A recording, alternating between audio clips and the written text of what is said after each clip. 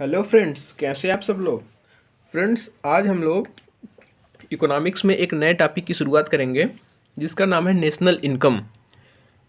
ये इकोनॉमिक्स का एक ऐसा टॉपिक है जिसमें थोड़ा सा मैथमेटिक्स आएगा, थोड़ा सा कठिन माना जाता है, लेकिन हम लोग इसको बहुत आसानी से समझेंगे, बिल्कुल भी कठिन नहीं लगेगा आपको।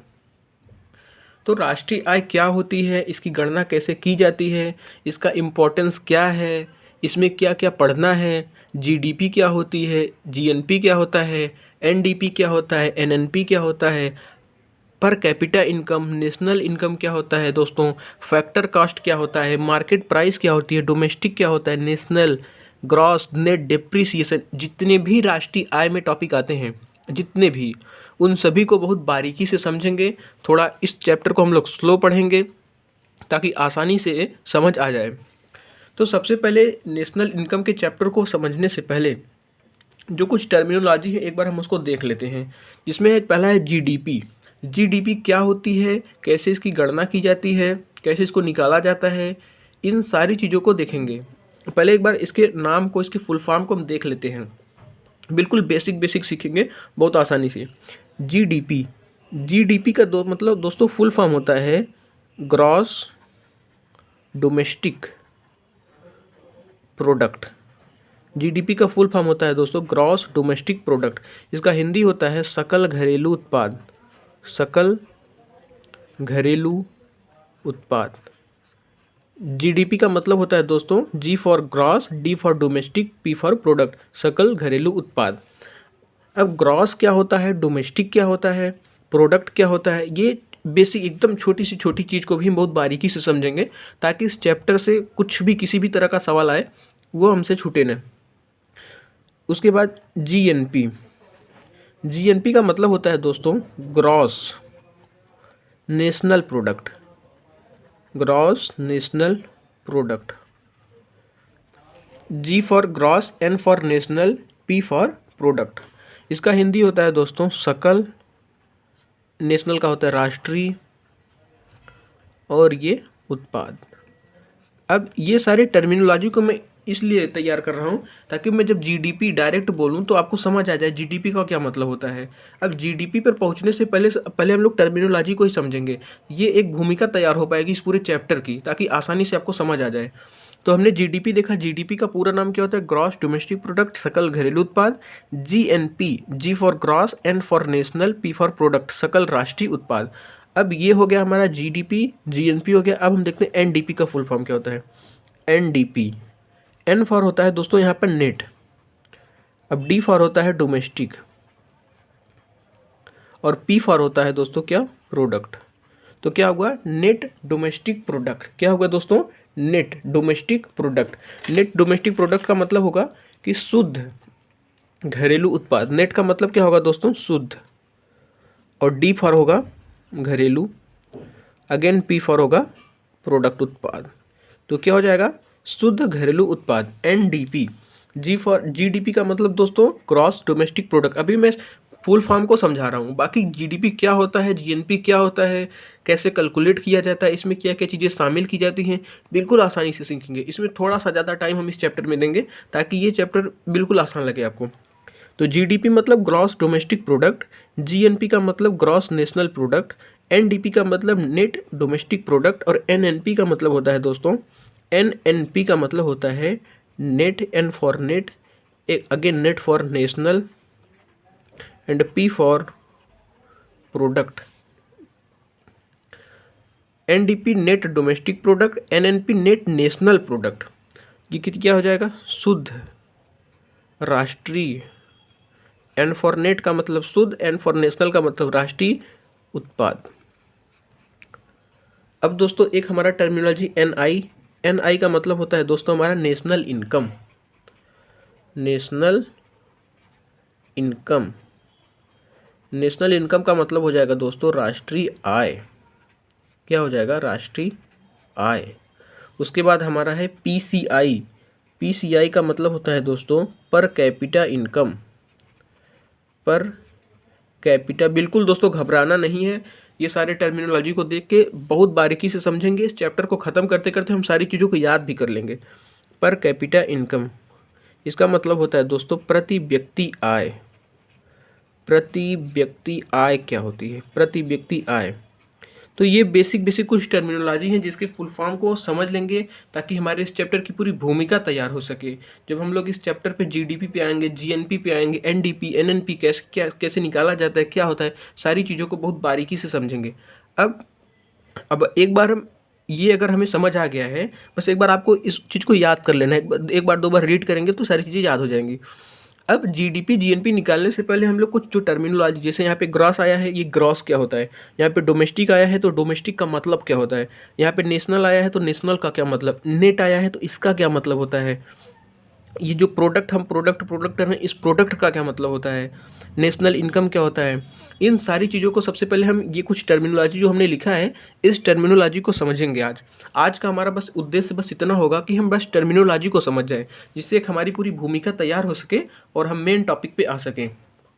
देखते हैं आगे।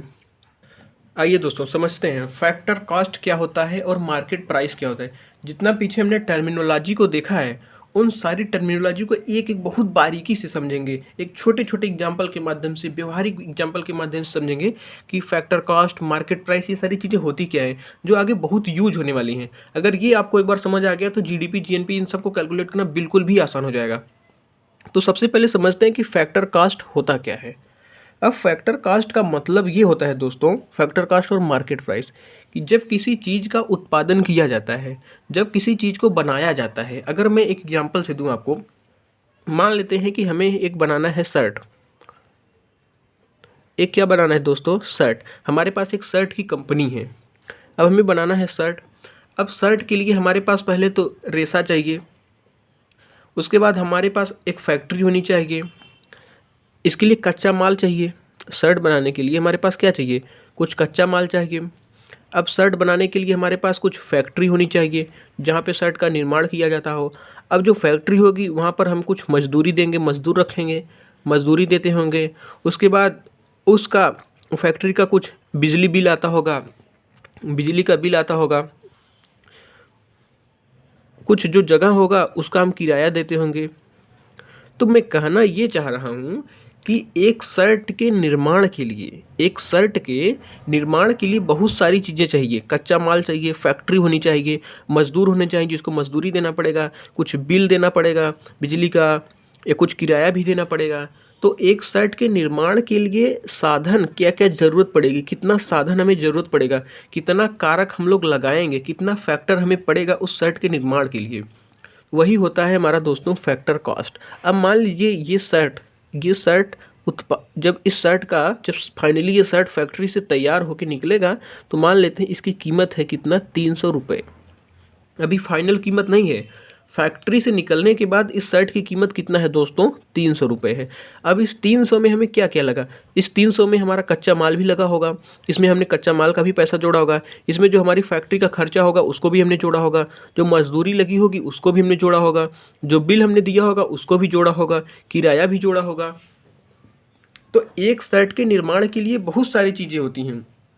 तो एक शर्ट का जब कंपनी से निर्माण होकर एक शर्ट निकलता है उस पर उसका जितनी कीमत रहता है, उसका जितना कीमत रहता है, जितनी कीमत में वो तैयार होता है, वही होता है क्या? Factor cost. अब मान लेते हैं कि एक और एग्जांपल समझते हैं। मान लेते हैं कि कोई ए है, इसके पास एक कंपनी है, एक इसके पास क्या है? एक कंपनी है। अब ये कंपनी क्या करती है? बिस्किट का निर्माण करती है। ये कंपनी बिस्किट का, ये ए है, ए के पास कोई कंपनी है जो बिस्किट का क्या करता है? निर्माण करता है। अब इसको बिस्किट का निर्माण करने के लिए दोस्तों मान लेते हैं कि कुछ कच्चा माल चाहिए, जैसे गेहूं हो गया, कच्चा माल चाहिए इसको। अब इसकी कंपनी में कुछ मजदूर होंगे जो काम कर रहे होंगे, जिसको वह मजदूरी भी देता होगा, बिजली का बिल भी देता होगा। अब बिस्किट का जब वो निर्माण करेगा तो मान लेते हैं बिस्किट का निर्माण करने में टोटल खर्चा आया 3 रुपये का। एक पैकेट बिस्किट का निर्माण करने में कितना खर्चा आया दोस्तों? 3 रुपये का। अब 3 रुपये का खर्चा आया तो ये क्या करेगा? अब 3 रुपये में तो बेचेगा नहीं, अब कुछ अपना लाभ भी इसमें ऐड कर लेगा। 1 रुपये मान लेते हैं एक पैकेट के पीछे लाभ कमा रहा है, तो कितना हो गया? 4 रुपये इसकी कीमत हो गई। अब जब कंपनी से वह निकलेगा, वह जो प्रोडक्ट कोई जब कंपनी, अब ये क्या करेगा? इसको 4 रुपये में बेचने की कोशिश करेगा।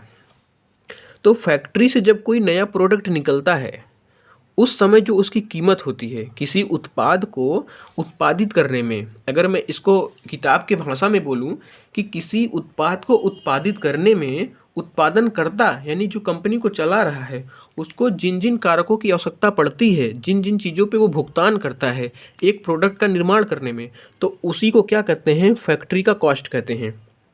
ठीक है, ये नहीं समझ आया तो हम क्या करते हैं, एक और एग्जांपल लेते हैं, एक बेसिक और एग्जांपल लेते हैं। मान लेते हैं ये कोई किसान है। अब ये एग्जांपल आपको आसानी से समझ आएगा। अब ये किसान क्या करेगा, अपने खेत में मान लेते हैं गेहूं की बुआई करेगा। अब गेहूं की जब बुआई करेगा किसान, तो इसमें खाद भी डालेगा, अपने पैसे से खाद डालेगा, पानी का पैसा लगाएगा, इसमें जितने भी जो कीटनाशक दवाइयाँ होती हैं उन कीटनाशक दवाइयों को डालेगा। कुछ इसका मेहनत भी होगा, जो मजदूरी दिया होगा, मेहनत का पैसा जो मजदूरी करवाया होगा तो उसको भी पैसा दिया होगा। अब मान लेते हैं इन सब चीज़ों का उत्पादन करने में, गेहूं का उत्पादन करने में, 1 कुंटल गेहूं का उत्पादन करने में इसको लग जाते हैं 1,000 रुपये। अब 1,000 रुपये तो इन सारी चीज़ों का ये खर्चा इसका चला गया। लेकिन जब अगर इस गेहूं को 1 कुंटल गेहूं को बेचना चाहेगा तो 1,000 तो सारी चीज़ों को उत्पादित करने में लगा दिया, तो सोचेगा कि कुछ लाभ भी कमाएगा तभी तो बेचेगा। अंत में at the end of the day ये लाभ कमाने के लिए तो उत्पादित कर रहा है। तो मान लेते हैं कि ये 200 रुपया क्या करेगा और एक्स्ट्रा इसमें जोड़ेगा ताकि इसको कुछ लाभ हो सके, क्योंकि इसको पता है 1,000 रुपया तो इन सारी गेहूं का उत्पादन करने में लग गया, 1,000 में बेचेगा तो कुछ फ़ायदा नहीं होगा। तो ये क्या करेगा, 200 रुपया अपना लाभ ऐड कर लेगा। तो मान लेते हैं ये 1,200 रुपये में क्या करेगा, बेचेगा। तो उत्पादन करने में फैक्टर कास्ट इसका कितना हो गया, फैक्टर कास्ट हो गया इसका टोटल 1,200 रुपये हो गया। तो आई होप कि फैक्टर कॉस्ट क्या होता है ये आपको समझ आ गया है। अभी मार्केट प्राइस को समझ लेंगे, बाजार मूल्य क्या होती है, तो और बेहतर समझ आ जाएगा। अब फैक्टर कास्ट अगर समझ आ गया तो हम समझते हैं कि मार्केट प्राइस। फैक्टर कास्ट का मतलब दोस्तों अगर मैं परिभाषा के रूप में बताऊं तो परिभाषा इसकी हो जाएगी कि किसी उत्पाद के उत्पादन में, किसी उत्पाद के उत्पादन में उत्पादनकर्ता को उत्पादन के कारकों के लिए जितना भुगतान करना पड़ता है। अब शर्ट का उत्पादन करना है तो इन सारी चीज़ों के लिए तो भुगतान करना पड़ेगा। जितने में शर्ट बनकर तैयार हुआ वही क्या होता है, फैक्टर कॉस्ट होता है। कारक लागत, कितना लगाया है इसने, किसान ने कितना लगाया है, तो वही क्या होता है, लागत मूल्य होती है, फैक्टर कॉस्ट होता है। अब मार्केट प्राइस क्या होता है इसको समझते हैं। अब मार्केट प्राइस को समझने के लिए क्या करेंगे दोस्तों, मैं कह रहा हूँ कि जैसे ये बिस्किट का एग्जांपल लें अगर हम, तो बिस्किट 3 रुपये में क्या हुआ था, तैयार हुआ था। 1 रुपया ये क्या किया, लाभ जोड़ लिया अपना, तो कितना हुआ फैक्टर कास्ट, टोटल कितना हुआ, लाभ फैक्टर कास्ट में ही आएगा दोस्तों। तो 4 रुपया क्या हुआ, कंपनी से निकलने के बाद जो प्रोडक्ट जिसकी कीमत होती है वही फैक्टर कास्ट होता है। अब 4 रुपया क्या हुआ, इसका फैक्टर कास्ट हो गया इस बिस्किट का। जब ये मार्केट में 4 रुपये में बेचना चाहेगा तो भारत सरकार भी है, भारत सरकार कहेगी कि मुझे तो टैक्स चाहिए। अब भारत सरकार टैक्स भी लेना चाहेगी इस एक पैकेट की, जैसे एक पैकेट बिस्किट है, इस एक पैकेट के बिस्किट पे भारत सरकार कहेगी कि मुझे 1 रुपये का टैक्स चाहिए। अब ये सोचेगा कि 1 रुपया का अगर मैं टैक्स दे दूंगा इसी 4 रुपये में से भारत सरकार को, तो 3 रुपया हो जाएगा। अब 3 रुपया हो जाएगा तो 3 रुपये में तो इसने बिस्किट को निर्माण ही किया था, तो क्या करेगा, इसकी कीमत ही और बढ़ा देगा। तो कहेगा कि अब 4 रुपये में नहीं, मैं मार्केट में इसको बेचूंगा कितने पे, 5 रुपये पे। दोस्तों उत्पादन लागत फैक्टर कास्ट कितना था इसका, 4 रुपये था, लेकिन अब मार्केट में कितना बेच रहा है, 5 रुपये में। तो जो कोई भी प्रोडक्ट जो हमें मार्केट में मिलता है, मार्केट में जो मिलता है जिस कीमत पे, बाज़ार में जिस कीमत पे हमें कोई बस उत्पाद मिलता है, कोई भी जो प्रोडक्ट होता है, कोई भी प्रोडक्ट जो मार्केट में हमें, जो बाज़ार में मिलता है, अंतिम रूप से बाज़ार में जो मिलता है बाज़ार की कीमत पे, वही होता है मार्केट प्राइस। अब मान लीजिए यही शर्ट है। अब शर्ट बनाने वाली कंपनी कह रही है कि हमने 300 रुपये में शर्ट का निर्माण कर दिया, लेकिन जब यह मार्केट में बेचने के लिए जब मार्केट में जाएगा तो भारत सरकार क्या कहेगी, सरकार कहेगी कि तो मुझे इस कंपनी पर टैक्स भी लगाना पड़ेगा, टैक्स भी चाहिए। ये क्या करेगा, ठीक है टैक्स दे देते हैं। अब ये अपने पास से तो टैक्स देगा नहीं, तो ये क्या करेगा, अपने पास से नहीं टैक्स देगा तो इसी शर्ट की कीमत ही बढ़ाएगा। तो मान लेते हैं अब ये शर्ट कहेगा कि मैं 400 रुपये में बेचूंगा, जिसमें से 100 रुपया मैं सरकार को दे दूंगा, 50 रुपया मैं अपना फ़ायदा रखूंगा एक शर्ट के पीछे, और 250 रुपया तो हमने निर्माण करने में ही लगा दिया। तो ये जो 300 का शर्ट था अब मार्केट में कितने का बिकेगा, अब मार्केट में बिकेगा 400 रुपये का। तो मार्केट में अंतिम रूप से जिस कीमत में हमें मिलता है चीज़, वही क्या होता है, मार्केट प्राइस होता है। अब जैसे मैं कह रहा हूँ कि आपको एक सामान खरीदना है, मार्केट में इस सामान की कीमत है, मान लेते हैं कितना, 100 रुपये। मान लेते हैं कि कोई सामान है ए, इस सामान की कीमत कितना है, 100 रुपया है। अब जो हमें मार्केट में 100 रुपया में मिल रहा है, क्या वास्तव में इस सामान का निर्माण 100 रुपये में हुआ है? आप कहेंगे नहीं, कुछ फ़ायदा तो कंपनी वाला लेगा, कुछ फ़ायदा कंपनी वाला लेगा। जिसने शर्ट का निर्माण कर रहा है वो फ्री में तो करेगा नहीं, इतना बड़ा दानी तो है नहीं। कुछ निर्माण फ़ायदा कंपनी वाला लेगा, कुछ निर्माण कौन लेगा, दुकानदार भी लेगा। अब इसी पे आप जानते हैं कि टैक्स भी लगता है। तो इन सब चीज़ों पे जो कंपनी फ़ायदा लेगी, दुकानदार लिया है कुछ, इस पर टैक्स भी लगा हुआ है। इन सारी चीज़ों को जोड़ने के बाद जो हमें अंत में बाज़ार में सामान मिलता है वही मार्केट प्राइस होता है। तो दोस्तों मैं अभी अगर कोई कन्फ्यूजन भी हुआ है तो मैं दूर कर रहा हूँ कि फैक्टर कॉस्ट क्या होता है और मार्केट प्राइस क्या होता है। फैक्टर कॉस्ट का मतलब होता है दोस्तों, फैक्टर कॉस्ट और मार्केट प्राइस, इन दोनों टर्मिनोलॉजी को समझना बहुत ज़्यादा इंपॉर्टेंट है। अभी हम एक अच्छे निष्कर्ष पे पहुँचेंगे इन दोनों के माध्यम से। कैसे? अब फैक्टर कॉस्ट का मतलब होता है कि कंपनी से उत्पाद का निर्माण करने में जितनी कीमत लगती है, उत्पाद का निर्माण करने में जितनी कीमत कंपनी ने लगाया है वो क्या होगा, फैक्टर कॉस्ट होगा। अब जैसे अगर मैं कह रहा हूँ कि आप कोई कंपनी चलाते हैं, आप किसी चीज़ का उत्पाद का निर्माण करेंगे, तो अगर उस चीज़ का निर्माण करने में आपको 250 रुपया लग गया और आप कहेंगे कि 50 रुपया तो मैं अपना भी कमाऊँगा, तभी तो मुझे फ़ायदा होगा, नहीं तो कंपनी चलाने का मतलब क्या है। आपने टोटल कितना बताया, 300 रुपये। आप कह रहे हैं कि मैं 300 रुपये में उत्पादित कर रहा हूँ किसी चीज़ को। जब इसको आप मार्केट में बेचने जाएंगे तो सरकार कुछ टैक्स भी लगाएगी।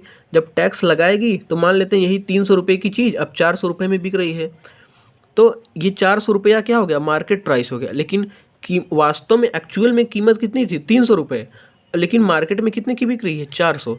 तो ये मार्केट प्राइस होता है और ये फैक्टर कॉस्ट होता है। अब मार्केट प्राइस और फैक्टर कॉस्ट से हम एक अच्छे निष्कर्ष पे पहुँचेंगे, इसको समझते हैं क्या होता है दोस्तों। अब मार्केट प्राइस में, जब मार्केट प्राइस में कोई चीज़ हम खरीदने जाते हैं मार्केट प्राइस पे, तो फैक्टर कॉस्ट का मतलब क्या होता है और मार्केट प्राइस का मतलब क्या होता है, ये आपको अच्छे से समझ आ गया होगा। अब अगर मान लेते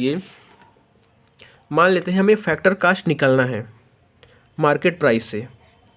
फैक्टर कॉस्ट को क्या करना है, हमें निकालना है मार्केट प्राइस में से। क्या करेंगे, मार्केट प्राइस, मार्केट में जो सामान बिक रहा है इसमें तो टैक्स भी जुड़ा होगा, इसमें तो जो हमने सरकार को टैक्स दिया है वो भी जुड़ा होगा। जब मार्केट प्राइस में से हम टैक्स को निकाल देंगे, मार्केट प्राइस में से हम क्या किए, टैक्स को निकाल दिए। जैसे अगर एक शर्ट की कीमत कितनी थी, शर्ट की कीमत मार्केट में कितनी थी, 400 रुपये की। अब 400 रुपये में हमने भी देखा कि इस पर 100 रुपये का टैक्स लगाया था। 400 मार्केट में मिल रहा है शर्ट, लेकिन इस पर टैक्स कितना लगा, 100 का। जब हम 400 में से 100 निकाल देते थे तो हमें फैक्टर कॉस्ट मिल जाता था, फैक्टर कॉस्ट मिल जाता था 300 रुपया। 400 में से जब 100 रुपये निकाल देंगे तो 300 बेचेगा, और 300 क्या था, 300 तो फैक्टर कॉस्ट था। तो मार्केट प्राइस में से जब हम टैक्स को निकाल देते हैं, मार्केट प्राइस का मतलब जो सामान हमें मार्केट में जितनी कीमत में मिलता है उसमें टैक्स भी रहता है, जुड़ा रहता है। उसमें से जब हम टैक्स को निकाल देंगे, जो इनडायरेक्ट टैक्स होता है, इनडायरेक्ट टैक्स क्या होता है, डायरेक्ट टैक्स क्या होता है, ये हम इसको आगे पढ़ेंगे। अभी बस इतना समझना है कि मार्केट प्राइस में से जो सामान हमें मार्केट में मिलता है उसमें टैक्स भी जुड़ा रहता है। अब उसमें से जब हम इनडायरेक्ट टैक्स को निकाल देंगे तो हमें क्या मिलेगा, फैक्टर कॉस्ट मिल जाएगा। तो आई होप कि ये दोस्तों आपको समझ आया होगा कि फैक्टर कॉस्ट अगर हमें निकालना है तो फैक्टर कॉस्ट हमें निकालना है मार्केट प्राइस से। मार्केट प्राइस जो होगा, जो मार्केट में वस्तुएं मिलेंगी उसमें तो कुछ टैक्स भी जुड़ा रहेगा, उसमें से हम क्या करेंगे, टैक्स को घटा देंगे। जब टैक्स को घटा देंगे तो हमें क्या मिलेगा, फैक्टर कॉस्ट, मतलब इसका लागत कितना है। अगर इतना आपको समझ आ गया तो मैं थोड़ा सा आगे बढ़ूँगा। आगे बढ़ने के लिए मैं थोड़ा सा, एक शब्द है जो सब्सिडी के नाम से जाना जाता है, मैं इसको थोड़ा सा आपको समझाता हूँ। सब्सिडी क्या होती है। सब्सिडी आपने बहुत सुना होगा कि गैस पे सब्सिडी 50 रुपये की मिल रही है, यूरिया की जो पैकेट मिलती है, बोरी मिलती है, उस पर 100 रुपये की सब्सिडी मिल रही है। ये सब्सिडी होता क्या है, इसको मैं आपको समझाना चाहता हूँ। उसके बाद मैं इन दोनों के माध्यम से एक और अच्छे निष्कर्ष पे पहुँचूँगा। अभी सब्सिडी को समझिए। सब्सिडी का मतलब होता है दोस्तों एक अतिरिक्त सहायता। सब्सिडी कुछ नहीं होता, सब्सिडी का सिर्फ और सिर्फ मतलब होता है अतिरिक्त सहायता। कि अतिरिक्त सहायता क्या होता है समझ नहीं आया, समझते हैं। मान लेते हैं कि अब जैसे अब शर्ट का एग्जाम्पल ले, या फिर मैं एग्जाम्पल लेता हूँ कि एक यूरिया जो मिलती है, खाद की पैकेट मिलती है, ये आसानी से समझ आएगा आपको व्यवहारिक। कि एक कंपनी है, ये कंपनी ए है, ये क्या करती है, यूरिया का पैकेट बनाती है, खाद का पैकेट बनाती है। तो ठीक है, खाद का पैकेट बना रही है तो क्या दिक्कत है। मान लेते हैं इसको बनाने में लगता है कि इसकी लागत कीमत कितना है दोस्तों, 300 रुपया। लागत कीमत कितना हो गया इसका दोस्तों, इसकी लागत कीमत है 300 रुपया। उसके बाद ये अपना फ़ायदा वादा जोड़ लिया है कंपनी वाला। अगर मान लेते हैं 250 रुपये में बना था तो 50 रुपया कहेगा मैं एक बोरी के पीछे 50 रुपया फ़ायदा लूँगा कंपनी वाला। लेकिन जब ये मार्केट में बेचने जाएगा तो सरकार कहेगी तो मुझे टैक्स भी चाहिए, ऐसे आप कैसे बेच सकते हैं। तो ठीक है, मैं टैक्स सरकार को दे देता हूँ, 100 रुपया में मान लेते हैं टैक्स सरकार को दे देता हूँ। अब ये कितने का हो गया, 400 रुपये का। एक यूरिया का पैकेट हमें कितने का मिल रहा है, 400 रुपया। जब मार्केट में ख़रीदने जाएंगे ये मिल जाएगा 400 रुपये का। उसके बाद क्या होगा, उसके बाद की बात को समझना है, बहुत इंपॉर्टेंट है। उसके बाद की बात ये है कि 400 रुपये का तो हमें मार्केट में मिल रहा है, तो सरकार क्या करेगी कि किसानों को लाभ देने के लिए सरकार कहेगी कि मैं किसानों को लाभ दूंगा। कहेगी सरकार कंपनी से कि 400 रुपये का यूरिया का पैकेट है तो आपको मार्केट में इसको बेचना है 250 रुपये में। कितने में बेचना है दोस्तों, 250 रुपये में। तो कंपनी वाला कहेगा कि भाई साहब अगर मैं 250 रुपये में बेचूंगा तो 150 रुपया का जो नुकसान हो रहा है मेरा, उसको कौन देगा। तो सरकार कहेगी कि मेरे किसानों को कम दाम पे यूरिया का पैकेट मिलना चाहिए। तो कंपनी कहेगी ठीक है, मैं 400 का है 250 रुपये में तो दे दूंगा, लेकिन जो 150 रुपये का नुकसान हो रहा है एक पैकेट के पीछे, एक बोरी के पैकेट, एक बोरी जो यूरिया का है उसके पीछे मुझे 150 का नुकसान होगा, तो उसको कौन देगा। तो सरकार कहेगी कि इसका एक बोरी के पीछे जितना भी नुकसान होगा तुम्हें, उसको मैं तुम्हें दे दूंगा। अब ये कम ए को क्या करेगा, हर पैकेट के पीछे सरकार 150 रुपया दे देगी। अब देखिए अंत में मार्केट में यूरिया का पैकेट कितने में आया था, 400 रुपये में। जब हम इसको खरीदने जाएंगे, एक आम किसान जब खरीदने जाएगा, सरकार क्या बोली है कि किसानों को मैं यूरिया के पैकेट पे सब्सिडी दूंगा 150 रुपये का।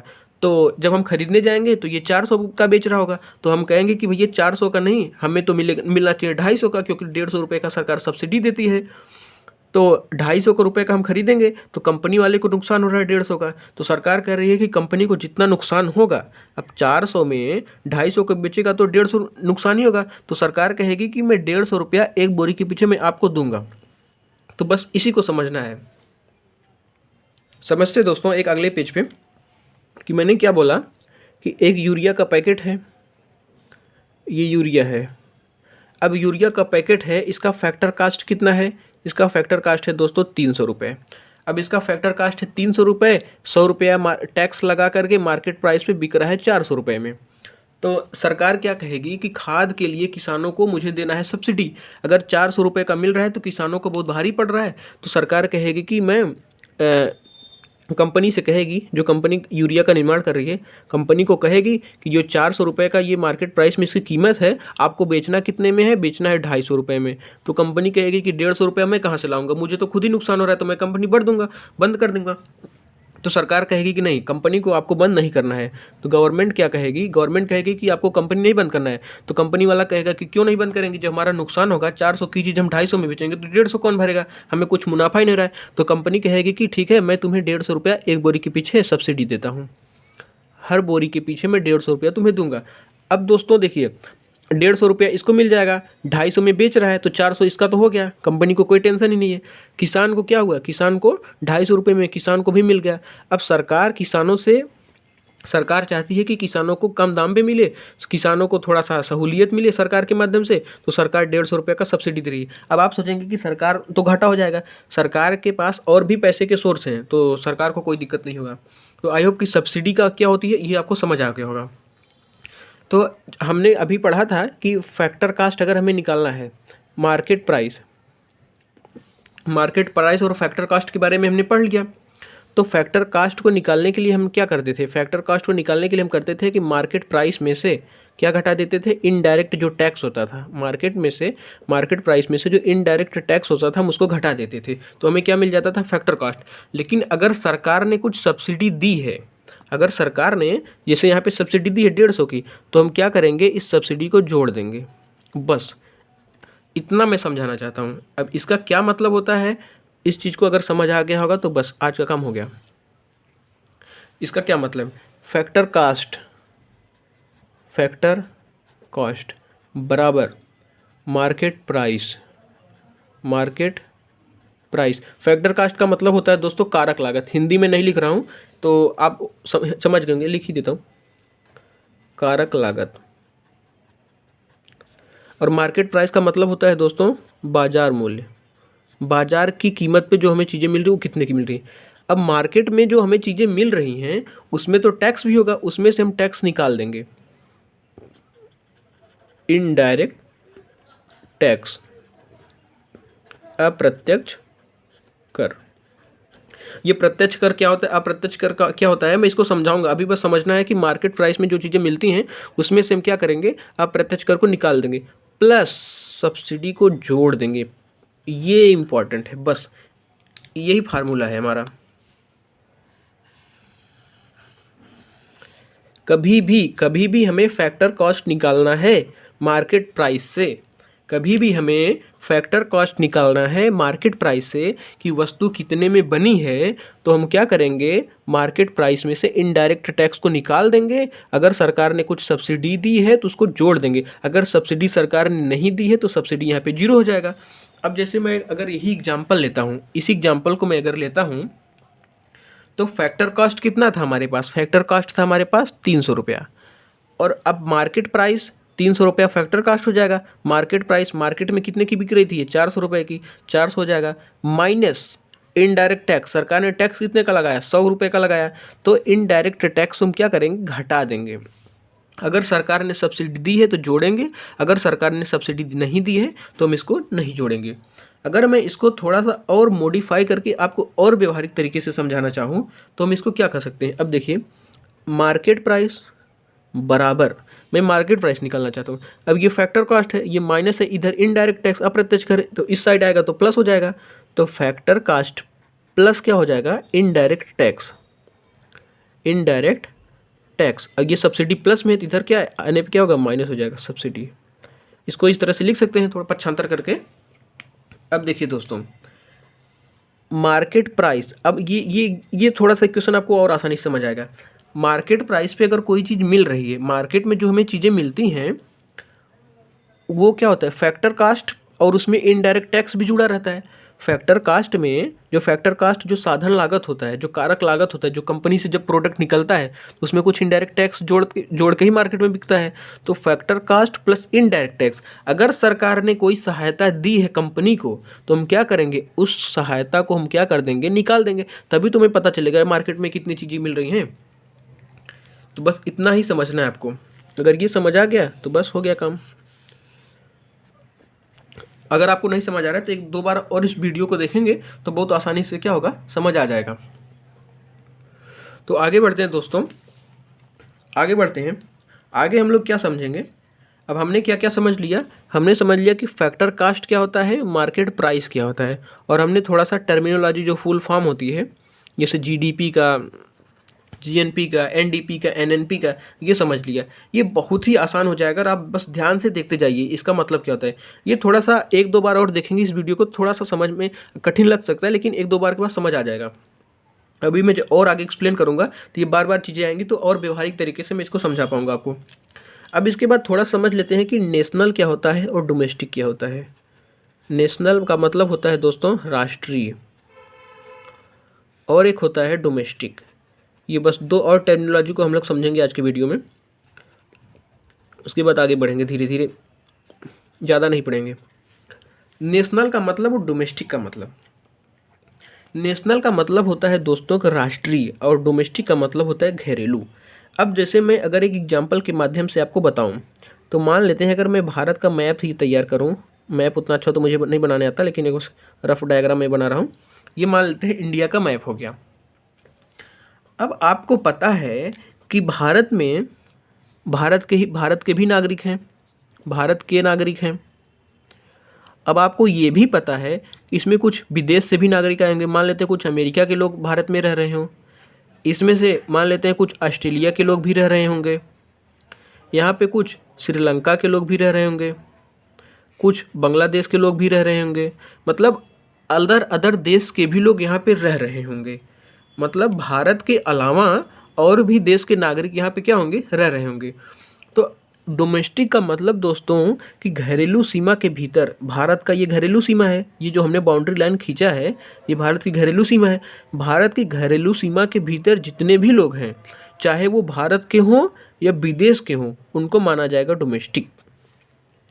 क्या मतलब होता है? इसका मतलब ये हुआ कि ये भारत की, इसमें डोमेस्टिक में देखा जाता है कि बाउंड्री लाइन, अब ये भारत की बाउंड्री लाइन है, भारत की बाउंड्री लाइन के भीतर कितने जो लोग हैं, भारत की ये बाउंड्री जो लाइन है, इस बाउंड्री लाइन के भीतर जितने भी लोग हैं, भारत के हैं या विदेश से आकर रह रहे हैं, उससे हमें कोई मतलब नहीं है। इम्पॉर्टेंट हमारा क्या है? इम्पॉर्टेंट हमारा है कि ये बाउंड्री लाइन जो है, ये जो बाउंड्री लाइन है, बाउंड्री लाइन, ये जो हमारा बाउंड्री है, इस बाउंड्री के भीतर जो जो लोग रह रहे हैं उसको हम क्या कहेंगे? उसको हम कहेंगे डोमेस्टिक। डोमेस्टिक लोग हैं ये। लेकिन जो नेशनल होता है, नेशनल का मतलब होता है दोस्तों कि केवल और केवल भारत के, अब अमेरिका के जितने भी नागरिक हैं उसको हम निकाल दें, श्रीलंका के जितने भी नागरिक हैं हम उसको निकाल दें, बांग्लादेश के जितने भी नागरिक हैं निकाल दें, हमारे देश के कितने हैं, हमारे देश के कितने हैं, वो होगा नेशनल। अब हमारे देश के नागरिक हो सकता है कि विदेशों में भी रह रहे हों, हो सकता है कि हमारे देश के नागरिक, ये मान लेते हैं अफ्रीका कंटिनेंट हो गया, हो सकता है अफ्रीका में रह रहे हो, तो हमारे देश के कितने लोग हैं वो होगा नेशनल। और हमारे देश के भीतर, चाहे वो भारत के हों, चाहे अमेरिका के हों, चाहे श्रीलंका के हों, चाहे बांग्लादेश, नेपाल, भूटान, म्यांमार, किसी भी देश के हों, अगर हमारे देश की घरेलू सीमा के भीतर हैं तो वो हमारा हो जाएगा डोमेस्टिक। आई होप कि डोमेस्टिक क्या होता है और नेशनल, राष्ट्रीय क्या होता है, नेशनल आपको समझ, राष्ट्रीय, नेशनल का मतलब हमारे कितने हैं, भारत के कितने हैं, चाहे वो विदेश में भी रह रहे हों, तो नेशनल का मतलब होगा कि हमारे देश के कितने हैं, भारतीय कितने हैं। और डोमेस्टिक का मतलब होगा दोस्तों कि हमारी घरेलू सीमा के भीतर कितने हैं। बस ये चीज़ें अगर आपको समझ आ गया तो हम लोग नेशनल को समझ चुके हैं, डोमेस्टिक को समझ चुके हैं, फैक्टर कॉस्ट को क्या होता है, मार्केट प्राइस क्या होता है, इन चार चीज़ों को हम लोग समझ चुके हैं। अब एक और टर्मिनोलॉजी है, ग्रॉस क्या होता है और नेट क्या होता है, इसको थोड़ा समझ लेंगे, बस आज की वीडियो को हम ख़त्म करेंगे। आइए दोस्तों समझते हैं कि ग्रॉस क्या होता है, नेट क्या होता है और डिप्रिसिएशन क्या होता है। ये बस 3 टर्म को और समझेंगे, बस इसके बाद आज का हमारा वीडियो खत्म होगा। ग्रॉस का मतलब होता है दोस्तों टोटल। अब टोटल क्या होता है अभी समझते हैं। नेट का मतलब होता है शुद्ध और डिप्रिसिएशन का मतलब कितनी हमारी कमी हुई। जैसे मैं अगर एग्जांपल बताऊं आपको, मान लेते हैं कि आपकी एक मोबाइल है, ये एक मोबाइल फ़ोन है, ये मोबाइल फ़ोन मान लेते हैं कितने का है, 10,000 रुपये का, ठीक है, कोई दिक्कत नहीं। एक मोबाइल फ़ोन हो गया, ये कितने का है, 10,000 रुपये का। तो इस मोबाइल फ़ोन की टोटल कीमत कितनी है, 10,000। तो हम ये कहेंगे कि ये ग्रॉस है। क्या कहेंगे दोस्तों कि ये ग्रॉस है। अब इस मोबाइल फ़ोन को 1 साल जैसे मैं यूज किया, अब 10,000 की अगर इसकी कीमत है तो अब इसकी कीमत तो घट जाएगी 1 साल के यूज करने के बाद। अब 10,000 में तो वापस नहीं बिकेगी ना, तो ये हो सकता है कि अब कितने में बिके, 5,000 रुपये में बिके। बहुत व्यवहारिक एग्जांपल हम लोग ले रहे हैं कि 10,000 रुपये इसकी कीमत स्टार्टिंग में थी जब हमने इसको नया लिया था, तो हम कहेंगे कि ग्रॉस कितना है इसका, 10,000 रुपये। लेकिन 1 साल के यूज के बाद इसकी कीमत कितनी हो गई, जब हम इसको बेचने जाएंगे तो इसकी कीमत मिल रही है हमें 5,000 रुपये की। इसका मतलब कि पहले इसकी कीमत 10,000 रुपये, अब इसकी कीमत हो गई 5,000 रुपये। इसका मूल्य पहले थे 10,000 रुपये, अब इसका मूल्य हो गया 5,000 रुपये। इसका मतलब ये हुआ कि इसके मूल्य में कितने की कमी आई, इसके मूल्य में दोस्तों कमी आई 5,000 रुपये की। तो अब हमारा नेट कितना मिला, अब नेट में कितना हुआ, नेट हमारा है, आप कहेंगे नेट है 5,000 रुपये।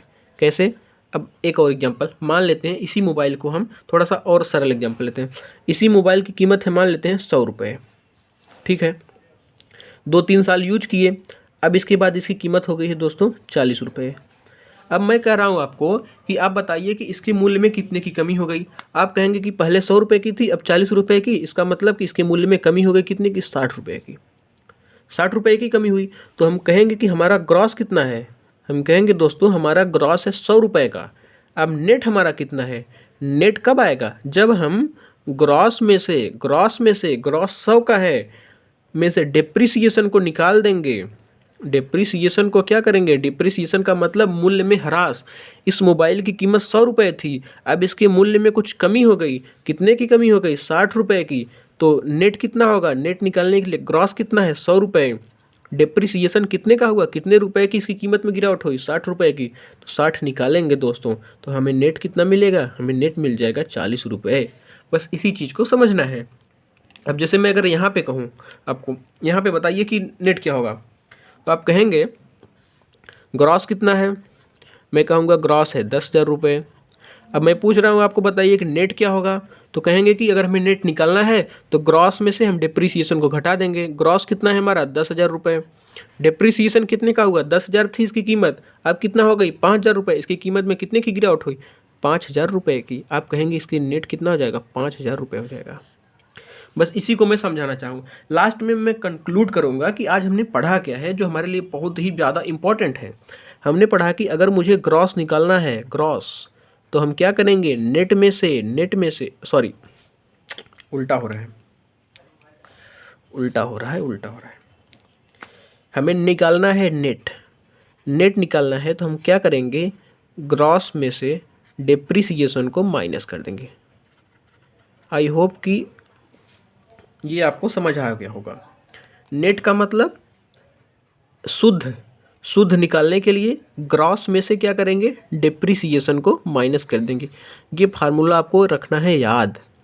एक फार्मूला ये आपको याद रखना है और दूसरा याद करना है, अभी हमने जो पीछे पढ़ा कि फैक्टर कास्ट जो होता है वह होता है मार्केट प्राइस में से जब हम इनडायरेक्ट टैक्स को निकाल देते हैं, उसके बाद अगर सरकार ने कोई सहायता दी है, सब्सिडी दी है, तो सब्सिडी को जोड़ देंगे। बस इस दो फार्मूले को अगर आपको समझ आ गया, उसके बाद राष्ट्रीय आय का जो चैप्टर है बिल्कुल भी आसान हो जाएगा। तो दोस्तों बस आज के लिए इतना ही।